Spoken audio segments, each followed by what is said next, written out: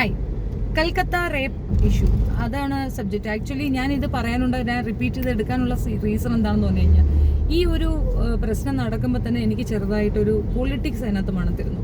ഇപ്പോൾ റീസെൻ്റ്ലി ഞാൻ ധ്രുവ് റാത്തേ, നിങ്ങൾക്ക് എല്ലാവർക്കും അറിയാം, ഫേമസ് യൂട്യൂബറാണ്. പുള്ളി പറഞ്ഞൊരു വീഡിയോ കണ്ടു. ഞാൻ വേണമെങ്കിൽ അത് ഇതിൻ്റെ കൂടെ അറ്റാച്ച് ചെയ്ത് വെച്ചേക്കാം. പുള്ളി പറഞ്ഞിരിക്കുന്നത് ആപ്റ്റ് പോയിൻ്റാണ്.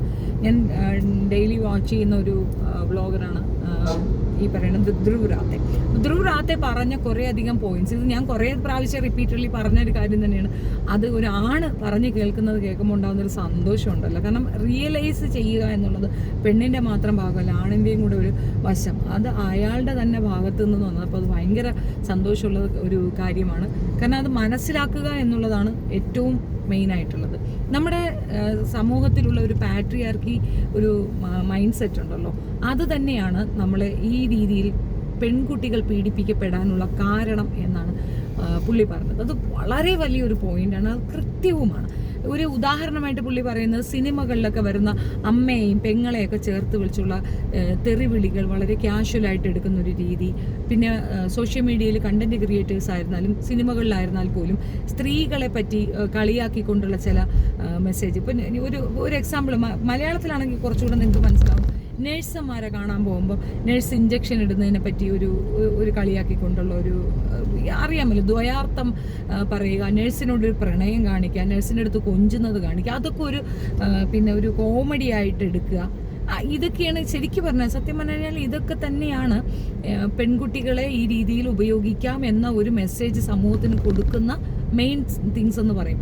അത് ധ്രുവ് പറയുന്നത് കൃത്യമാണ്. അതിൻ്റെ കൂടെ തന്നെ രണ്ടാമതൊരു കാര്യം എന്ന് പറഞ്ഞു കഴിഞ്ഞാൽ, ഈ മമതാ ബാനർജി ഒരു കെയർഫുള്ളായ അല്ലെങ്കിൽ നന്നായി പ്രൊട്ടക്റ്റ് ചെയ്യുന്ന ഒരു മന്ത്രി അല്ല എന്ന് വരുത്തി തീർക്കാൻ ഇതിൻ്റെ ഇടയ്ക്ക് ശ്രമങ്ങൾ നടക്കുന്നുണ്ട്. അതിന് എക്സാമ്പിളായിട്ടുള്ളതെന്ന് പറഞ്ഞാൽ, ഈ പ്രൊട്ടസ്റ്റ് നടക്കുന്ന സമയത്ത്, അതായത് ഈ പെൺകുട്ടി മരണപ്പെടുമ്പോൾ കേരളത്തിൽ നിന്ന് കർണാടകയിൽ നിന്നൊക്കെ ഒരുപാട് ഡോക്ടേഴ്സ് അവിടെ പോയിട്ടുണ്ട്. അപ്പോൾ പ്രൊട്ടസ്റ്റ് ചെയ്യുന്നവർക്ക് എഗൻസ്റ്റ് ആയിട്ട് ഒരു 10-40 ഗുണ്ടകളെ ഇറക്കി അവർക്കെതിരെ അറ്റാക്ക് നടത്തുകയാണ്. ഇപ്പോൾ പോലീസുകാർ ഒരു അറ്റാക്ക് നടത്തുന്ന നമുക്ക് മനസ്സിലായി. ഒരു പ്രൊട്ടസ്റ്റ് നടക്കുമ്പോൾ അത് പബ്ലിക് ന്യൂയിസൻസ് ആണ്, ആളുകൾക്ക് പ്രശ്നം ഉണ്ടാക്കുന്നുണ്ടെങ്കിൽ പോലീസുകാർക്ക് അതിനകത്ത് ഇടപെടാം, അവർക്ക് അതിന് വേണ്ടിയിട്ട് അവരെ അറസ്റ്റ് ചെയ്ത് മാറ്റാം, അങ്ങനെയൊക്കെ കുറേ കാര്യങ്ങൾ ചെയ്യാം. പക്ഷേ എന്തുകൊണ്ട് ഗുണ്ടകൾ അതിനകത്ത് ഇടപെട്ടു എന്നുള്ളതാണ് ഒരു കൺഫ്യൂഷൻ. അത് 40ഓളം വരുന്നവർ വന്നിരിക്കുന്നു, അവരെ ഓടിക്കാൻ വേണ്ടിയിട്ട് പോലീസിന് ടിയർ ഗ്യാസ് അപ്ലൈ ചെയ്യേണ്ടി വരുന്നു. ഇതൊക്കെയാണ് ധ്രുവിൻ്റെ ഒരു എക്സ്പ്ലനേഷൻസ്. സെയിം തിങ് ആണ് എനിക്ക് അന്നേ ഡൗട്ട് തോന്നിയിരുന്നു. പക്ഷേ ഈ രണ്ടാമത് ഇപ്പോൾ ജാർഖണ്ഡിലൊരു പെൺകുട്ടി ഇതേപോലെ ഒരു നേഴ്സും കൂടെ ഇതേപോലെ കൊല ചെയ്യപ്പെട്ടിട്ടുണ്ട്. അത് റേപ്പാണോ അല്ലയോ എന്ന് എനിക്കറിയില്ല, ബട്ട് ഇറ്റ്സ് ഓൾറെഡി ഹാപ്പൻ. ഇതേ സംശയം തന്നെയായിരുന്നു എനിക്ക് അതിനകത്ത് തോന്നിയിട്ടുണ്ടായിരുന്നത്. എന്താണ് ഇതിനകത്തൊരു പൊളിറ്റിക്കൽ അജണ്ട ഉണ്ടോ എന്നുള്ളൊരു ഡൗട്ട് എനിക്ക് അന്നേ തോന്നിയിരുന്നു. അത് മാത്രമല്ല, ഈ കൊൽക്കത്തയിൽ നടന്ന ഈ ഒരു RJ ആ മെഡിക്കൽ കോളേജിൽ നടന്ന സംഭവം ആ പെൺകുട്ടി ടാർഗറ്റഡ് ആയിരുന്നു, അത് ഉറപ്പാണ്. അല്ലെങ്കിൽ ഇത്രയും ബ്രൂട്ടലായ പെൺകുട്ടി റേപ്പ് ചെയ്യപ്പെടത്തില്ല. ആൻഡ് വളരെ മൈന്യൂട്ടായിട്ടുള്ള വകുപ്പുകൾ ചേർത്ത് കേസ് ആ പ്രതിക്കെതിരെ എടുക്കത്തില്ല. ആ പ്രതി വളരെ കാഷ്വലായി വളരെ സന്തോഷപൂർവ്വം നടന്നു നീങ്ങുമ്പോൾ തന്നെ മനസ്സിലാക്കേണ്ട ഒരു കാര്യം എന്ന് പറഞ്ഞാൽ, nothing is going to happen. ഒരു പ്രശ്നമില്ല, ഇതിൽ നമ്മൾ നിസ്സാരമായിട്ട് ഒഴും. ഈ ഒരു ബഹളവും ഒച്ചപ്പാടും ഒക്കെ കഴിയുമ്പോൾ, കാം ഡൗൺ ആകുമ്പോൾ അയാൾ ജാമ്യവും കിട്ടും, അയാൾ ഈ കേസിൽ നിന്ന് ഈസി ആയിട്ട് ഇറങ്ങിപ്പോയി. അങ്ങനെ തെളിവുകളാണ് കോടതികൾ എപ്പോഴും നോക്കുക എന്നുള്ളതാണ് വസ്തുത. ഇനി ഇത് എങ്ങനെ നിർത്തലാക്കാം, അതായത് സ്ത്രീകൾക്ക് എഗൻസ്റ്റ് ആയിട്ടുള്ള ഇത്തരം വൃത്തികേടുകൾ എങ്ങനെ സ്റ്റോപ്പ് ചെയ്യാം എന്നുള്ള ഒരു ചോദ്യത്തിൽ ആദ്യത്തെ ചോദ്യം ഈ പാട്രിയാർക്കി മെന്റാലിറ്റി മനുഷ്യൻ മാറ്റുക എന്നുള്ളത്. സ്ത്രീകളെ കളിയാക്കുന്ന രീതിയിലുള്ള അതേപോലുള്ള ഈ സീരിയലുകൾ, അല്ലെങ്കിൽ അതേപോലുള്ള ഹാസ്യത്തിന് വേണ്ടിയിട്ട് മാത്രം നിർമ്മിക്കുന്ന ചില കണ്ടന്റ്സ്, ഇതൊക്കെ തന്നെ പബ്ലിക്കലി കൊണ്ടുവന്ന് കൊടുക്കുന്ന ഇമ്പാക്റ്റ് അത് കണ്ടാൽ അങ്ങനെ ചെയ്യുന്നവർക്കെതിരെ ഭയങ്കരമായ നടപടിയെടുക്കുക. അവരെ കളിയാക്കാനുള്ളൊരു മെറ്റീരിയലായിട്ട് ഉപയോഗിക്കുന്നത് എന്തിനാണ്? പല സ്ത്രീകളും പറയുന്ന, സത്യം പറഞ്ഞാൽ നമുക്ക് ചിലപ്പോൾ നമ്മുടെ ശരീരഭാഗങ്ങളോട് വെറുപ്പ് തോന്നും. സ്ത്രീയായി ജനിച്ചു പോയത് എന്തിനെന്ന് തോന്നും. ഈ ചില സമയത്ത് നമ്മൾ വെറും ഒരു മെറ്റീരിയലൈസ് ആക്കപ്പെടുന്ന ഒരു രീതിയുണ്ട്. നമുക്ക് തുറന്ന് നടക്കാനൊക്കത്തില്ല. ഇപ്പോൾ എവിടെയെങ്കിലും നല്ല ഡ്രസ് കോഡാണ് എന്താണെങ്കിൽ പോലും നമുക്കങ്ങനെ നടന്നു പോകാനൊക്കത്തില്ല. അപ്പോഴും നമ്മൾ ഇതിനെയൊക്കെ കണ്ടാൽ എങ്ങനെ ചുമ്മാ ഇരിക്കണേ, ഇത്തരത്തിലുള്ള ഒരു സംസാരം തിരിച്ചു കിട്ടുമ്പോൾ മാത്രമേ അത് മനസ്സിലാവുകയുള്ളൂ. ആസ് ഒരു ഒരാണെന്ന നിലയിൽ അയാളത് തിരിച്ചറിഞ്ഞുകൊണ്ട് ധ്രുവ് പറയുന്ന കുറേയധികം കാര്യങ്ങളുണ്ട്. അതിൽ ഒന്നാമത്തെ കാര്യമാണ് ഈ പാട്രിയാർക്കി.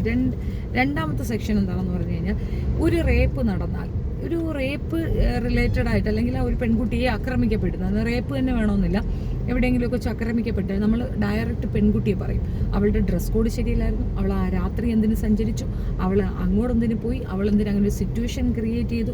ഞാനും ചില സമയത്ത് പറയുന്നത് prevention is better than cure എന്ന് പറയാറുണ്ട്. അതിൻ്റെ റീസൺ എന്താണെന്ന് പറഞ്ഞു കഴിഞ്ഞാൽ നമ്മൾ സേഫ് അല്ല എന്ന് തോന്നുന്നിടത്തേക്ക് നമ്മൾ സഞ്ചരിക്കരുത്, അല്ലെങ്കിൽ അത്തരം അറ്റ്മോസ്ഫിയർ നമ്മൾ ഒഴിവാക്കാൻ ശ്രമിക്കണമെന്ന് പറയും. പക്ഷേ എൻഡ് ഓഫ് ദ ഡേ ഒരു നെസസിറ്റിക്ക് വേണ്ടി ഓടി പോകുന്ന വ്യക്തിക്ക് ചിലപ്പോൾ ആ ഒരു പൊസിഷൻ അല്ലെങ്കിൽ ആ പോകുന്ന സ്ഥലം ചിലപ്പോൾ കെയർ ചെയ്യാൻ പറ്റിയെന്ന് വരത്തില്ല. ഒരു എമർജൻസിക്ക് പോകുമ്പോൾ അങ്ങനെ സംഭവിച്ചാൽ എന്ത് ചെയ്യും? ഇപ്പോൾ കൊൽക്കത്തയിലെ പെൺകുട്ടി വേറെ ഇപ്പോൾ എന്താ ചെയ്യുക? നമുക്ക് നൈറ്റ് ഡ്യൂട്ടി കൊടുത്തു കഴിഞ്ഞാൽ അവളത് അനുസരിക്കില്ല, വേറെ വഴിയില്ലല്ലോ. അപ്പോൾ പ്രൊട്ടക്ഷൻ വേണം എന്നുള്ള ഡിമാൻഡിനോടൊപ്പം ഇങ്ങനെ ഒരു പ്രൊട്ടക്ഷൻ ഇല്ലാത്തൊരു ഏരിയയിലാണെന്നുള്ള റിമൈൻഡറാണ് ഞാൻ ഉൾപ്പെടെ ചെയ്യുന്നത്. അപ്പോൾ ചിലർക്ക് പക്ഷേ അത് തിരിച്ചാ തോന്നുക, ആ പെൺകുട്ടികളെ കുറ്റപ്പെടുത്തുന്നു, അല്ലെങ്കിൽ പെൺകുട്ടികൾ കുഴപ്പമായതുകൊണ്ടാണ് പെൺകുട്ടികൾക്ക് ഇത് സംഭവിക്കുന്നത്. ഒരിക്കലുമല്ല. അപ്പോൾ ഒരു അല്പവസ്ത്രധാരി എന്ന് പറഞ്ഞാൽ ഇപ്പം നമുക്ക് അമ്മയ്ക്കോ മറ്റോ ഒക്കെ ഒരു അസുഖം വന്നാൽ ചിലപ്പോൾ വസ്ത്രം വരെ മാറിക്കൊടുക്കുക അവരെ വാഷ് ചെയ്യേണ്ട അവസ്ഥ വരാറുണ്ട്. അതുകൊണ്ട് നമുക്ക് വല്ലതും തോന്നുന്നു. അങ്ങനെയല്ല, അതൊരു മെൻറ്റാലിറ്റിയാണ്, ആ മെൻ്റൽ ഡിസോർഡറാണ്. അതിനെ ചികിത്സിക്കുകയല്ല വേണം, അല്ല പൊട്ടീര വേണ്ടത്. അങ്ങനെ ഏത് പെണ്ണിനെ കണ്ടാലും എപ്പോഴും ഒരു തരം വികാരം തോന്നുന്നവൻ്റെ സാധനം കട്ട് ചെയ്ത് കളയണം. പിന്നെ അത് വെച്ചിട്ടുള്ള ആ ഒരു workout ഉണ്ടാവത്തില്ലല്ലോ.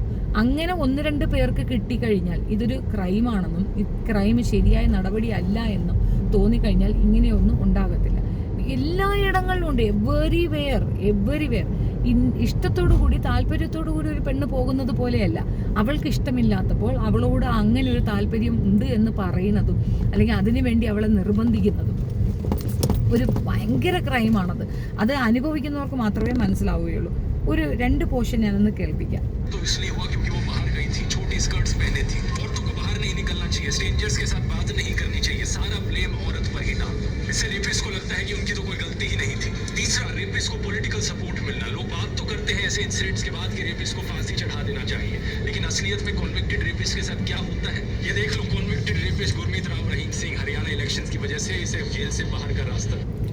Ram Rahim out of jail again just before Haryana polls. Rape convicts 235 days 235 days of freedom and counting. Gurugram, അതായത് 2 മാസം to go for assembly elections in Haryana. Rape convicts and their Sauda chief Gurmeet അദ്ദേഹത്തിനെ പുറത്തേക്ക് വിടാനുള്ള, അദ്ദേഹമെന്നല്ല അയാളെ പുറത്തേക്ക് വിടാനുള്ള permission കിട്ടിയിരിക്കുകയാണ്. Rape ചെയ്ത മഹത് വ്യക്തിയാണ് പുറത്തേക്ക് വിട്ടിരിക്കുന്നത്. सजा में से इसने 235 दिन तो जेल के बाहर ही बिताए हैं। बिल्किस बानो के बलात्कारियों को मालाएं चढ़ाई जाती हैं, उन्हें संस्कारी बुलाया जाता है। ब्रिजभूषण जैसे नेताओं को ओपनली ब्रिजभूषण ബൽക്കീസ് ബാനു കൊല കേസ്, ബൽക്കീസ് ബാനുവിൻ്റെ ആ ഒരു ബൽക്കീസ് ബാനു വിക്റ്റിമാണല്ലോ. ആ ഒരു വിഷയം ഞാൻ ഒരുപാട് പ്രാവശ്യം പറഞ്ഞു. അതും ഇന്ത്യക്ക് സ്വാതന്ത്ര്യം കിട്ടിയ ദിവസം ആ സ്വാതന്ത്ര്യ ദിനത്തിനെ പോലും അവഹേളിക്കുന്ന രീതിയിൽ അതേ ദിവസം 11 പേരെ പുറത്തേക്ക് വിടുന്നു. അവർക്ക് മാലയിട്ടവരെ സ്വീകരിക്കുന്നു, അവർക്ക് ലഡു വായിക്കകത്തെ കുത്തിക്കിത്തിരിക്കി കൊടുത്ത് അവരെ പ്രോത്സാഹിപ്പിക്കുന്നു. ഇതൊക്കെ റേപ്പ് വിക്റ്റിമായ അല്ലെങ്കിൽ റേപ്പ് ചെയ്യപ്പെട്ട പെൺകുട്ടികളെ അധിക്ഷേപിക്കുന്നതിന് തുല്യവും റേപ്പ് ചെയ്തവരെ പ്രോത്സാഹിപ്പിക്കുന്നതിന് തുല്യവുമാണ്. അത് അധികാരികൾ തന്നെ ചെയ്യുന്നുണ്ടെന്ന് ഓർത്തോളണം. എത്ര വലിയ ക്രൈമാണെന്ന് ഓർത്തു നോക്കൂ. അതേപോലെ നിർഭയ, ആ കുട്ടി മരണപ്പെട്ടതിന് അവളെ റേപ്പ് ചെയ്ത ഒരു പയ്യൻ, ഈ 18 വയസ്സ് മാത്രമേ 18 വയസ്സ് ആയ പയ്യനിക്ക് ഇത് റേപ്പ് ചെയ്യാനും ഏറ്റവും ബ്രൂട്ടലി അവളെ മരണത്തിലേക്ക് നയിച്ചതും ആ പയ്യനാണ്. പക്ഷെ അവന് വെറുതെ വിട്ട കാരണം അവൻ അണ്ടർ ഏജ് ആണ് എന്നുള്ള ഒരൊറ്റ കാര്യം കൊണ്ടാണ്. അണ്ടർ ഏജ് ആയ ഒരാൾ ഇത്രയും ബ്രൂട്ടലായ ഒരു കൊലപാതകത്തിന് കാരണക്കാരാവുകയാണെങ്കിൽ, സ്പെഷ്യലി റേപ്പ് ചെയ്ത് കൊലപ്പെടുത്തിയ ഒരുത്തനെ പുറത്തേക്ക് വിടുക മാത്രമല്ല, അവന് കുറച്ച് ക്യാഷും കൊടുത്തു, ക്യാഷിൻ്റെ ഒപ്പം ഒരു തയ്യൽ മെഷീനും കൊടുത്ത് ജീവിക്കാനുള്ള ഉപാധിയും കൂടെ കൊടുത്തവനെ പുറത്തേക്ക് വിടുകയാണ്. ഇനി റേപ്പ് നടന്നില്ലെങ്കിലല്ലേ അതിശയപ്പെടേണ്ടൂ. റേപ്പുകൾ ഇവിടെ നടക്കണം. അതേപോലെ ഈ ബ്രിജ്ഭൂഷൺ, ഇയാളെ പറ്റി ഓപ്പണായിട്ട് വന്ന പെൺകുട്ടികൾ പരാതി പറയുകയാണ്. നമ്മളുടെ നാടിൻ്റെ അഭിമാനമാണ് ആ കുട്ടികൾ കൊണ്ടുവരുന്ന മെഡലാണ് ഏറ്റവും വാല്യുബിളായി നമ്മൾ സ്വീകരിക്കുന്നത്. അവർ ചെയ്യുന്ന ആ ഒരു കായിക അഭ്യാസത്തിൻ്റെ പുറത്ത് തന്നെയാണ് നമുക്ക് ഏറ്റവും കൂടുതൽ റിമാർക്സ് അല്ലെങ്കിൽ നല്ല രീതിയിലുള്ള നമ്മളുടെ ഇന്ത്യയെ പേര് യശസ് ഒക്കെ വളർത്തുന്ന ആ കുട്ടികൾ വളരെ വേദനയോടുകൂടി അവതരിപ്പിച്ചൊരു വിഷയമാണ്. ഇയാൾ കാരണം സെക്ഷൽ അബ്യൂസ് ഏർപ്പെട്ട പെൺകുട്ടികൾ പറയുമ്പോൾ പെണ്ണുങ്ങളായ, അതായത് PT ഉഷയെ പോലുള്ള സ്ത്രീകളടക്കം തങ്ങളുടെ രാഷ്ട്രീയത്തെ നിലനിർത്താൻ വേണ്ടിയിട്ട് ആ പെൺകുട്ടികൾക്കെതിരെ സംസാരിക്കുന്ന രീതിയാണ് ഇവിടെ ഉള്ളത്. റേപ്പ് നടക്കില്ലേ? പെൺകുട്ടികൾക്കെതിരെ അബ്യൂസ് നടക്കത്തില്ലേ? തീർച്ചയായിട്ടും നടക്കും. കാരണം ഇതല്ലേ സംഭവം. ഇതിനെ അനുകൂലിക്കുകയും ഇതിന് ഒത്താശ ചെയ്ത് കൊടുക്കുകയും ചെയ്യുന്നത് സ്ത്രീകൾ തന്നെയാണ്. അത്ലറ്റ് ആണെന്ന് പറഞ്ഞിട്ട് കാര്യമുണ്ടോ? അവരും അതേ ഒരു ലെവലിൽ കൂടെ പാസ്സായവരെ തന്നെ ആയിരിക്കത്തില്ലേ? അപ്പോൾ എന്തുകൊണ്ടത് നടന്നു എന്നുള്ളത് നിങ്ങൾ ഇനി എന്തുകൊണ്ട് ഇത് വീണ്ടും റിപ്പീറ്റ്ലി നടക്കുന്നു എന്നുള്ളതിൻ്റെ തെളിവാണ് ഈ പറയുന്നത്. ഈ ക്രൈം വളരെ സീരിയസ് ക്രൈമാണെന്നും ഒരു കാരണവശാലും ഒരു സഹജീവിയെ അതുപോലെ കാണാനുള്ള മനസ്സുണ്ടാകാത്തവർക്ക് ആ രീതിയിൽ ജീവിക്കാൻ അവകാശമില്ല എന്ന് പറയുകയും ചെയ്യണം. അതായത് ഒരു പെൺകുട്ടിയെ റേപ്പ് ചെയ്ത് കൊല്ലുക എന്നതിനർത്ഥം ആ പെൺകുട്ടിയുടെ എല്ലാ റൈറ്റ്സ്, മൗലികാവകാശങ്ങളെ എല്ലാം കൊന്നുകളയുകയും അവളുടെ ജീവിക്കാനുള്ള ആ അവകാശം നിഷേധിക്കുകയാണ് ചെയ്തിട്ടുള്ളത്. ഇതേ നീതി നിഷേധം തിരിച്ച് ആ നീതി നിഷേധം അവൾ അനുഭവിച്ച ആ പെൺകുട്ടിക്ക് നീതി കിട്ടാൻ ഈ ചെയ്തവരെയും അതുപോലെ ചെയ്യണ്ടേ? സെയിം വേ അതാണ് വേണ്ടത്. അത് ചെയ്യുന്നില്ല എന്നുള്ളതാണ് വാസ്തവം. वोट किया जाता है और कोई अगर पॉलिटिशियन रेपिस्ट बन जाए तो उसके फेवर में रैलियां निकाली जाती है। अगर देश को सही में औरतों के लिए सुरक्षित बनाना है तो इन 3 चीजों पर काम करना होगा.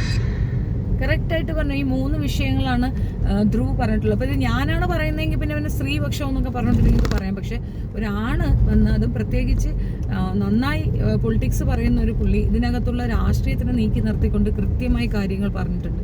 അതിൽ ഫസ്റ്റ് തിങ് ആണ് ഇമ്പോർട്ടൻ്റ് ആയിട്ട് മനസ്സിലാക്കേണ്ട, ആണുങ്ങൾ മനസ്സിലാക്കേണ്ട ഒരു കാര്യമാണ്. നമ്മൾക്കിടയിലുള്ളവർ ഇതുപോലുള്ള തമാശകൾ മറ്റു പെൺകുട്ടികളെ പറ്റി പറയുമ്പോൾ നമ്മുടെ വീട്ടിലുള്ളവരും ഇതുപോലെ തമാശയ്ക്ക് ഇരയാകപ്പെടും എന്നുള്ളത് മനസ്സിലാക്കുക. ഹോസ്പിറ്റലിൽ പോയാൽ നഴ്സിൻ്റെ കയ്യിൽ നിന്ന് ഇഞ്ചക്ഷൻ വാങ്ങിച്ചാൽ മതി, കമ്പൗണ്ടർ കയ്യിൽ നിന്ന് പറ്റത്തില്ല, ആണുങ്ങൾ പറ്റത്തില്ല, പെണ്ണുങ്ങൾ തന്നെ വേണം. അതൊരു ജോക്ക് പോലെയാണ്. അത്തരം ജോക്കുകളെ എൻ്റർടൈൻ ചെയ്യുമ്പോൾ നാളെ നമുക്കും ഇതേ ഒരു അവസ്ഥ, അല്ലെങ്കിൽ നമ്മുടെ വീട്ടിലെ പെൺകുട്ടികൾക്കും ഇതേ അവസ്ഥ വരുമെന്നുള്ള തിരിച്ചറിവുണ്ടെങ്കിൽ റിപ്പീറ്റഡ്ലി ഈ ക്രൈം ചെയ്യാൻ നമ്മൾ സമ്മതിക്കത്തില്ല. ഇത്തരത്തിലുള്ള ക്രൈമിന് നമ്മൾ കാരണക്കാരും ആകത്തില്ല. ഇതേപോലെ ക്രൈം ചെയ്തവർ പുറത്തിറങ്ങി ജാമ്യത്തിലിറങ്ങി നടക്കുമ്പോൾ അവർക്ക് കിട്ടുന്നൊരു ആക്സെപ്റ്റൻസ് ഉണ്ടല്ലോ. ഒരു ഉദാഹരണം കൂടെ പറയാം. ഷാഫി, നരഹത്യയുടെ ആള്, അത് ആദ്യം ഒരു വയസ്സായ സ്ത്രീയെ റേപ്പ് ചെയ്യുക മാത്രമല്ല അവരുടെ ഗുഹ്യഭാഗത്തേക്ക് കത്തി കൊണ്ട് കുത്തിക്കയറ്റി പോലീസ് തൂക്കിയെടുത്തുകൊണ്ട് പോകുന്ന സീനറി പോലും പബ്ലിക്കിൽ വന്നിട്ട് പോലും അവന് വേണ്ടിയിട്ട് സപ്പോർട്ട് പറയാൻ അവൻ്റെ ഭാര്യ വന്നിട്ടുണ്ടായിരുന്നു. ഇത്തരത്തിൽ ക്രൈം ചെയ്തവരെ ക്രിമിനലുകളായി മാറ്റി നിർത്തേണ്ട നമ്മുടെ സമൂഹത്തിൽ ക്രിമിനലുകൾക്ക് സപ്പോർട്ട് പറയുന്നവരും ഈക്വലി ക്രൈമിന് തുല്യമാണ് എന്ന് ഒരു നിയമം കൂടെ വരണം.